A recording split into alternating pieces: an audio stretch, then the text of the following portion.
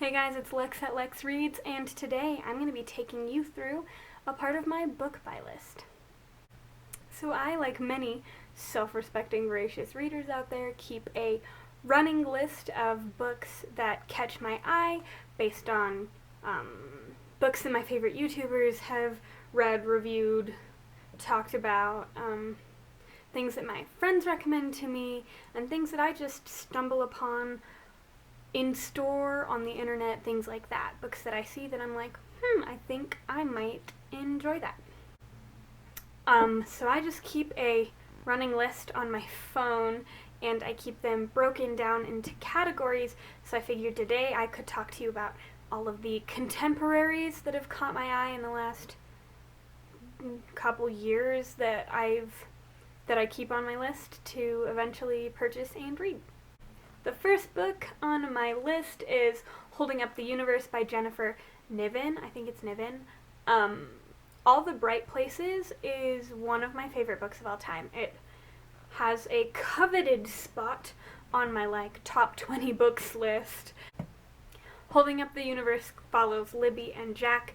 Libby is an obese teenager whose mother has just died, so she is quietly grieving, is also being tormented by bullies. It's really not the ideal situation.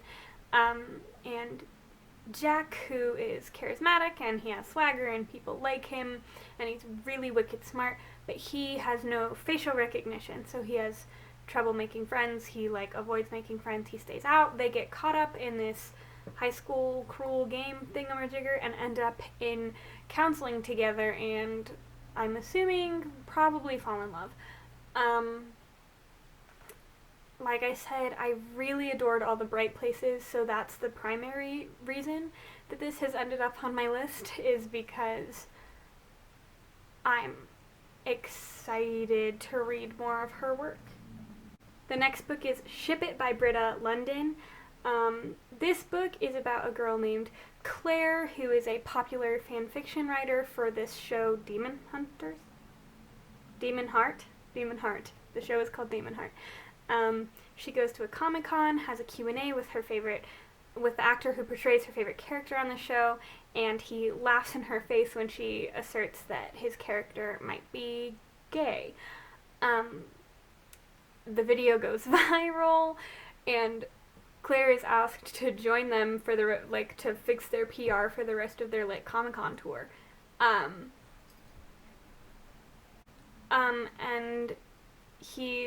the actor, whose name I don't remember, is in this position where he has to reevaluate his opinions on LGBT and stuff like that, blah blah blah blah. This book really resonates with me because I myself am a fanfiction reader and writer, and I write /fanfiction and read /fanfiction.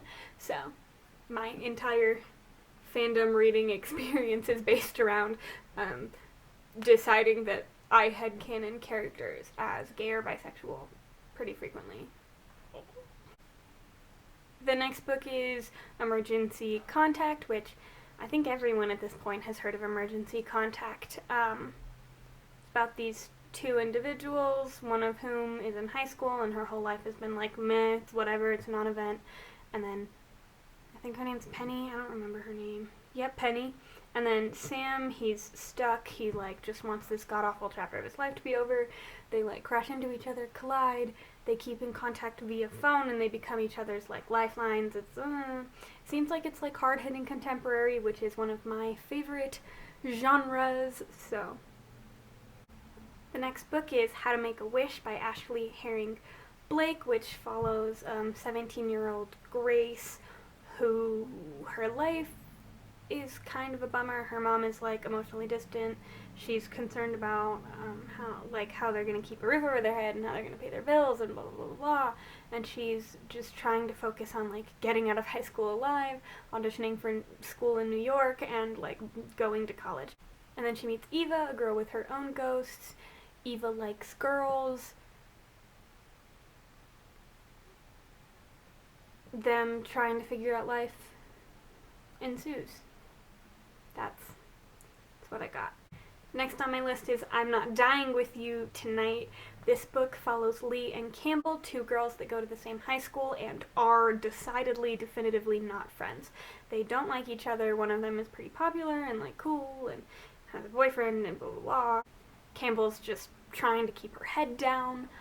And they both go to a football game, neither of them knowing that their night is going to be interrupted by hatred and violence.